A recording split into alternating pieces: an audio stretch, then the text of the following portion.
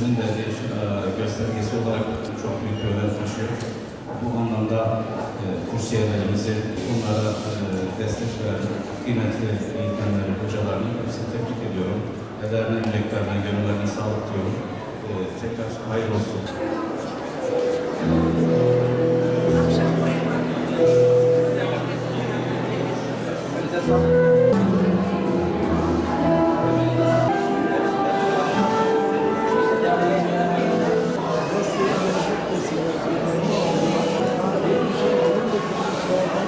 Kolay gelsin.